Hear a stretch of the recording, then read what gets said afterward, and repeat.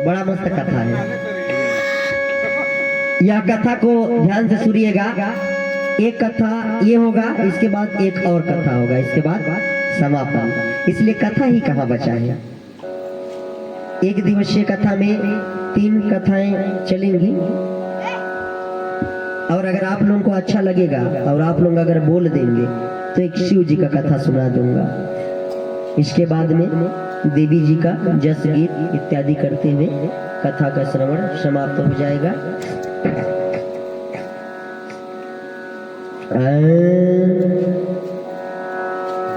एक समय की बात है, ऋषियों ने पूछा, बुद्धिमान सुत जी, महाभाग वासुदेव कैसे पुत्र प्राप्त किया? भगवान श्री कृष्ण परिभ्रमण करके प्रसेन को कहाँ खोजा और क्यों खोजा? 3 प्रकार के सवाल पूछा। पहले सवाल के वासुदेव जी पुत्र कैसे प्राप्त किए? पहला, भगवान कृष्ण ने परिभ्रमण करके प्रसेन को कहाँ खोजा? दूसरा, श्रीदेवी भागवत की क्या कथा वासुदेव जी किस विधि से सुनी और इसके कौन वक्ता हुए, यह बताने की कृपा करें। 2-3 प्रश्न भगवान ऋषियों ने पूछा। तब सुत जी बोले, भोजवंश राजा सत्राजित द्वारका में सुखपूर्वक रहते थे। दीजिएगा।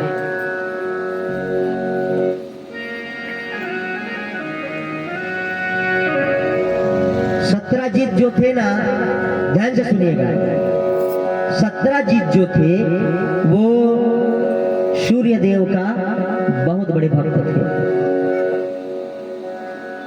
इतना मन लगा करके सूर्य देव को पूजा किए कि सूर्य देव प्रसन्न हो गए। जब सूर्य देव प्रसन्न हो गए तो सूर्य देव प्रकट हो गए। बोले, हे सत्राजित, मैं आपके भक्ति से प्रसन्न। आप मेरी सूर्य लोक की यात्रा पर चले और सूर्य लोक का परिभ्रमण करने के पश्चात, ऋषपान करने के पश्चात आप इस द्वारका में आएंगे। और सत्राजित सूर्य लोक को जाते हैं। सूर्य लोक का दर्शन करके जब वह द्वारका में आने लगते हैं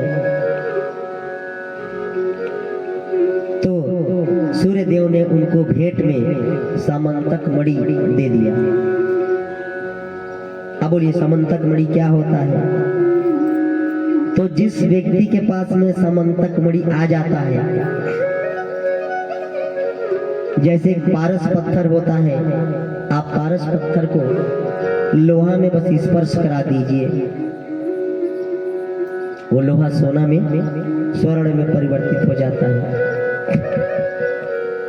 उसी प्रकार समंतक मणि जिसके घर में रहता है, 5 टाइम 1-1 किलो सोना देता है तथा उसके धारण करने मात्र से उस परिवार को तो कल्याण होता ही होता है, उसके पूरे राज्य, जिस राज्य तक उसकी सीमा है, पूरे राज्य में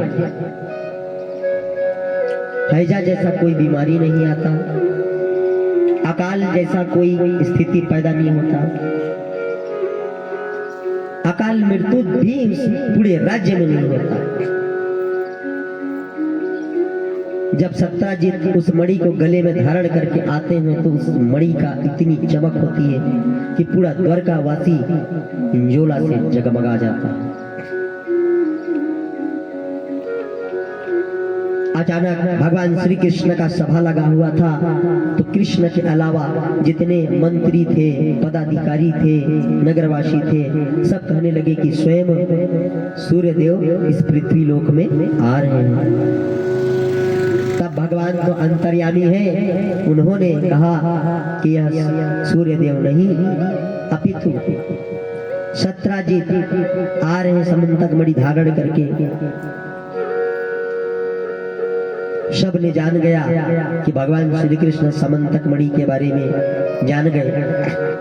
हालांकि उनके कर्मचारी बोलने लगे कि इस मणि का हकदार तो भगवान आप होते, वह कहां सत्यजीत इसको धारण कर पाएगा।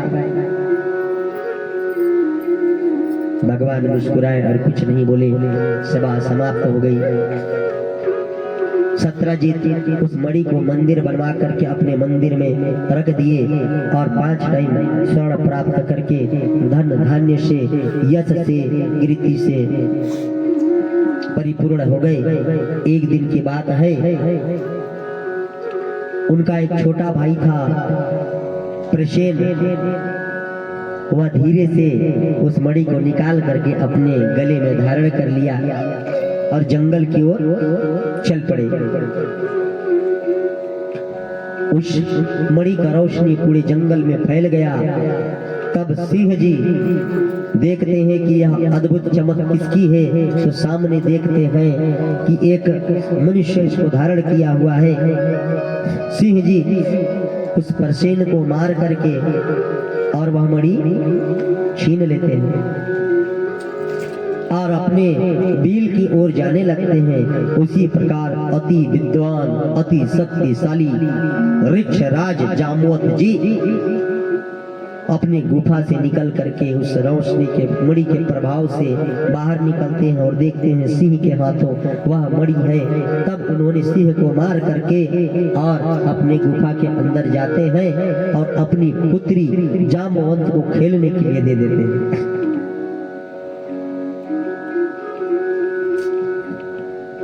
और जामवंती जी अब भालू की पुत्री कैसा, भालू है जैसे, बड़े बड़े बाल शरीर में, कुरूप शरीर, लेकिन अब मणि को क्या जाने कि मणि खेलने लगी। अब इधर बहुत दिन हो गए, प्रसेनजीत वापस नहीं आ रहा था, तो राजा को बहुत दुख हुआ और सत्यजीत ने खबर फैलवा दिया कि मेरे भाई मणि को धारण किया था, हो ना हो सके भगवान श्री कृष्ण का रणनीति चला और मेरे भाई को मरवा करके वो मणि को छीन लिए। अब तो नगरवासियों में यह खबर आग की तरह फैल गई। अब भगवान श्री कृष्ण को जनता, ग्रामवासी भला बुरा कहने लगे कि भगवान श्री कृष्ण भी लोभी हो गए हैं, जो समंतक मणि को आज प्रसेन के हाथों से छीन करके प्रसेन को मार करके रख लिए। यह बात भगवान श्री कृष्ण के कान तक पहुंची। तब भगवान श्री कृष्ण अपने ऊपर लगे कलंक को धोने के लिए नगरवासियों को लेकर के, पूर्ववासियों को लेकर के चले जाते हैं वन की ओर। अब वन में जाते जाते देखते हैं कि एक मनुष्य की अस्थि पड़ी हुई है और क्या देखते हैं कि यह अस्थि प्रसेन का है, इसे तो कोई मार दिया है। तब खून का छींटा का पीछा करते करते जाते हैं। तब कुछ दूर में जाने के बाद में सिंह भी मरा पड़ा हुआ है। तब वह भगवान जान जाते हैं कि कहीं न कहीं या प्रसेन को सिंह मार दिया है और इसमें गुफा में कोई न कोई इस मणि को ले गया है। तब पूर्ववासियों को कहते हैं कि हे पूर्ववासी, मैं समंतक मणि की खोज के लिए इस गुफा के अंदर जा रहा हूँ और आप लोग क्या करिएगा, मेरा यहीं बस इंतजार करिएगा।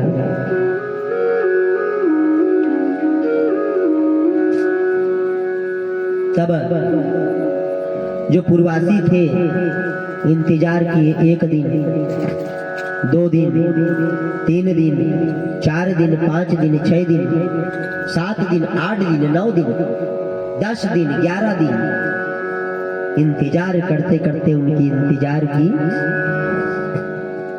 घड़ी टूट जाती है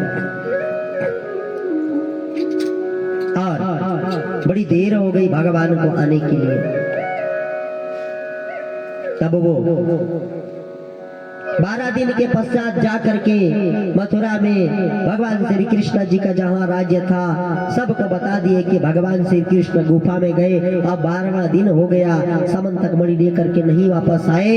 यह सुन करके उनके माता और उनके पिता वासुदेव देव की यशोदा जी इत्यादि सब दुख से कल्पने लगे और घोर कल्पना करने लगे, दुख वाली कल्पना करने लगे। तरह तरह के मन में ख्याल आने लगा। उस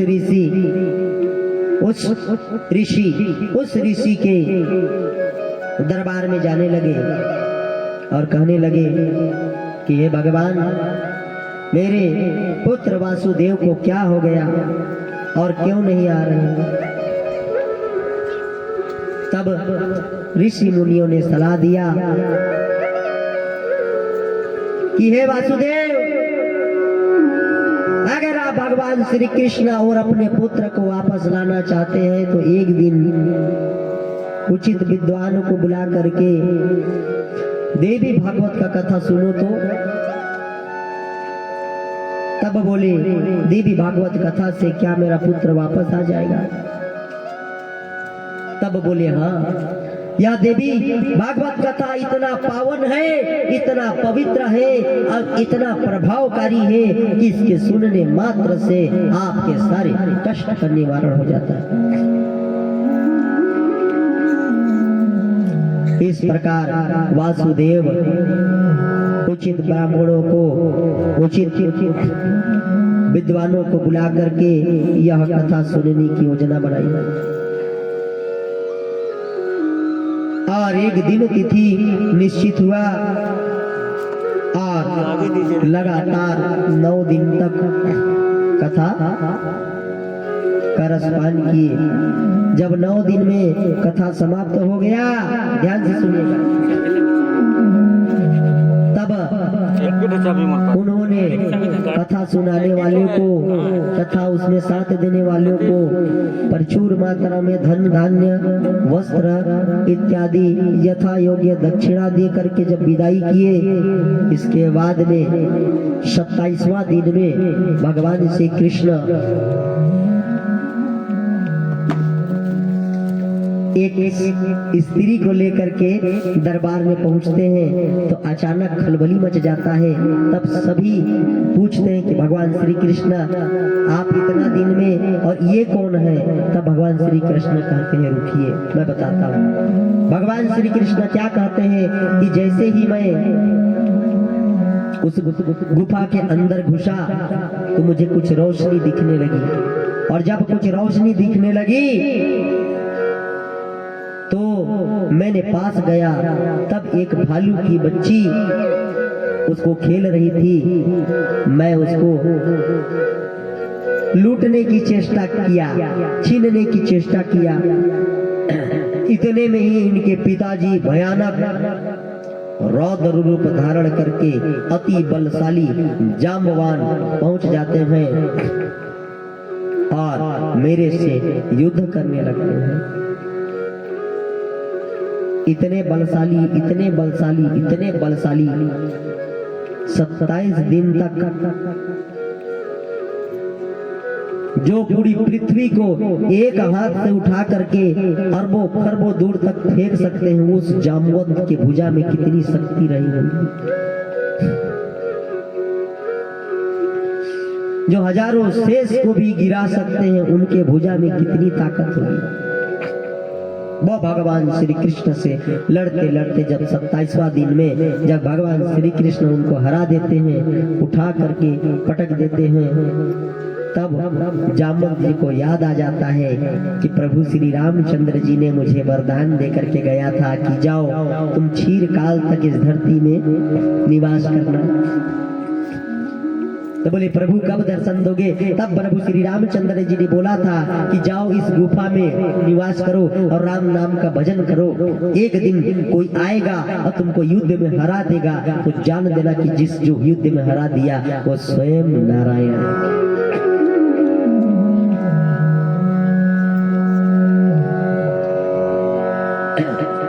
और इस प्रकार भगवान के दर्शन पा करके दोनों हाथ जोड़ करके प्रार्थना करते हैं। क्या कहते हैं जामवंत जी? प्रभु जी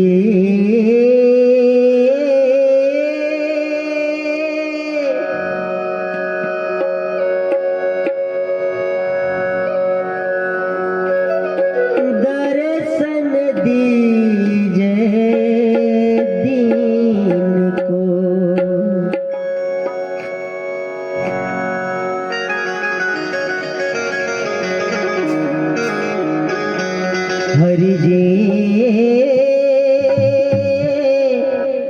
दर्शन दीजे दीन को।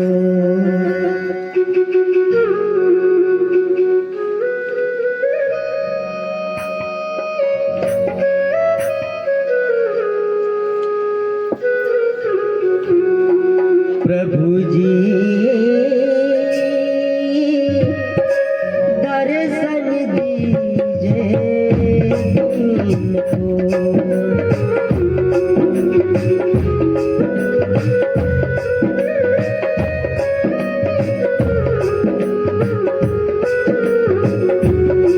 मैं जन्म जन्म तक देखा फिर भी ना दर्शन पाया।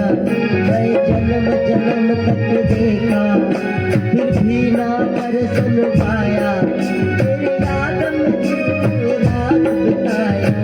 ओ प्रभु जी दर्शन दीजिए दीन को। प्रभु जी दर्शन दीजिए दीन को। आज सफल हुआ जीवन मेरा, आज सफल हुआ जीवन मेरा। मेरे जन्म सफल कर दीजिए।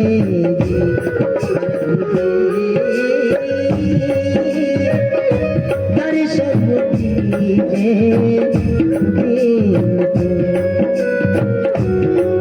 हरि जी दर्शन दीजिए दीन को।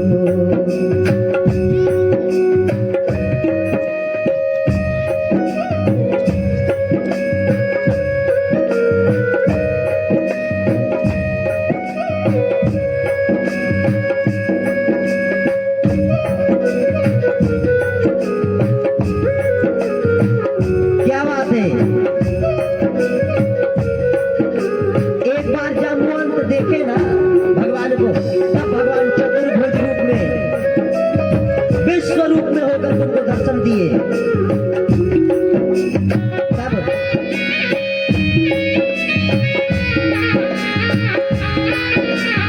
जामवंत जी का क्या हाल रहा?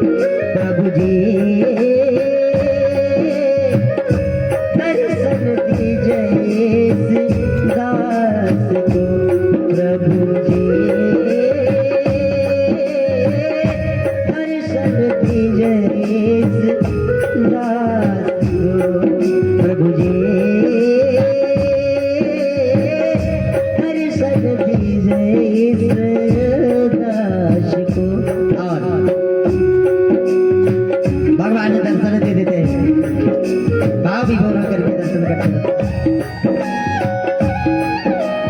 तब भगवान ऋक्षराज जी अपने हाथ में मणि लेकर के भगवान से विनती करते हैं। क्या कहते हैं सुनिएगा।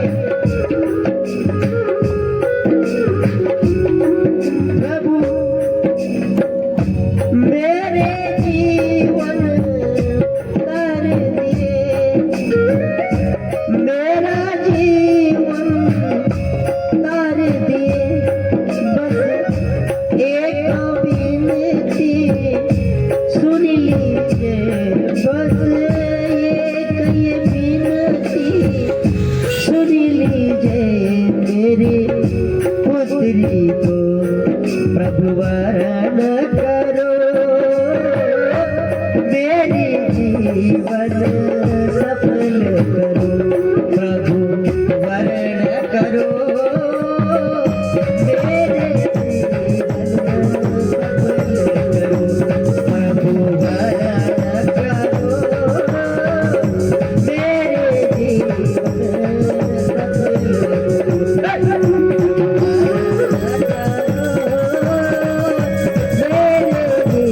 जीवन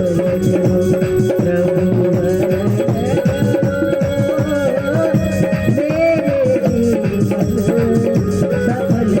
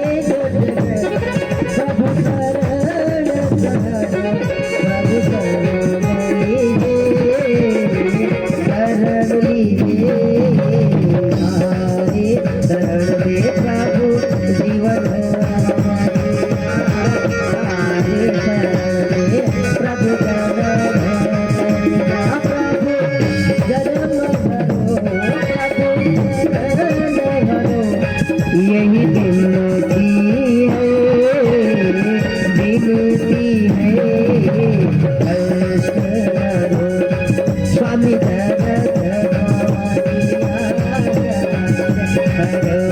प्रभु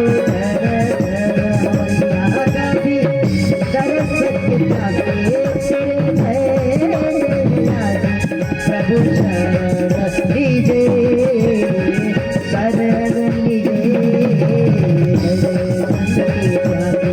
प्रभु शरण रखियो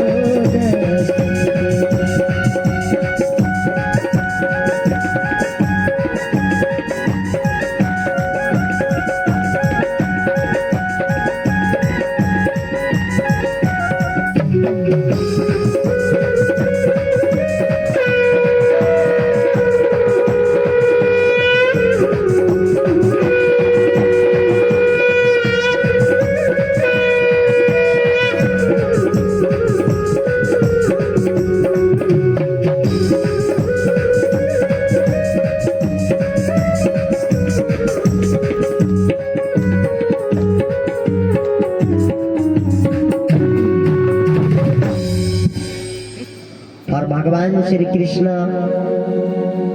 क्या देखते हैं कि अब कह तो दिए कि मेरी बेटी जामवंती से शादी कर लूं, और भगवान जो विश्व में उन करोड़ों अरबों कामदेव जिनके सुंदरता पे हार जाती है वो भलुबाइन से ब्याह कर रहे हैं। कहे मेरे राज्य में इसको ले जाऊंगा तो क्या कहेंगे, तो भगवान भी समझा देते हैं कि सुन, कहे जब मैं राज अपने घर ले जाऊंगा तो आपको बोलेंगे घूंघटा उठाने के लिए तो मत उठाना, कहे चाहे जितना बोल दे लेकिन आपको घूंघट नहीं उठाना है। हाँ, मेरी पत्नी जब रुक्मणी जो आदि शक्ति महामाया है, वो आदि ब्रह्म रूपेण है, वो आदि शक्ति महामाया है, स्वयं रूप धारण की है। कहे जब बोल देंगे ना कि तेरा सुंदर मुखड़ा को दिखा दे तब खोल देना, उनका जुबान लग जाता है। अब पूरा साड़ी उड़ी पहन करके अब पूरा करिया करिया रहे और करिया साड़ी पहना करके जब वो भगवान को लाए दिखाए तो बोले स्वयं काली माता तो विराज नहीं हो जा रही, आदि शक्ति जगत जननी माता ने कहता मत खोलना। वो बलू शुरू गई थी, किसी इंसान को देखी नहीं थी, ऐसे करके खोलने के लिए करे कहे काय खोल रही क्यों कहे, अपना सकलवा ढक लो। कहे ठीक है स्वामी जी। अब जब जब जब समझ द्वारकापुरी में सभी के सभी कहने लगे कि क्यों अपनी घूंघटा को नहीं खोल रहे हैं, हो सकता है कि बहुत सुंदर हो, इसीलिए वो अपना चेहरा किसी को नहीं दिखाना चाहती। जब सब परेशान हो गए तो बारी आ जाता है आदि शक्ति महामाया रुक्मणी जी का। रुक्मणी जी कहती हैं ये बहन जब बार बार कह रहे हैं तो अपना सुंदर रूप को दिखा ही दो। और उनका कहना कि सुंदर रूप को दिखा दो, और भगवान कसम इतनी सुंदर इतनी सुंदर इतनी सुंदर कि स्वयं वहां पर आदि शक्ति महामाया रुक्मणी का भी चेहरा वहां फीका पड़ गया। और जब अपने चेहरे को दिखाती हैं तो वाह वाह वाह वाह, करोड़ों कामदेव जिसके चेहरे से फीके पड़ जाते हों, अरबों खरबों सूर्य जिसके चमक से फीके पड़ जाते हों, अरबों का खरबों सूर्य चंद्रमा जिसके चेहरे को देख करके शर्माज के पीछे हट जाती हुई इतना सौंदर्यवती जामवंती हो जाती है।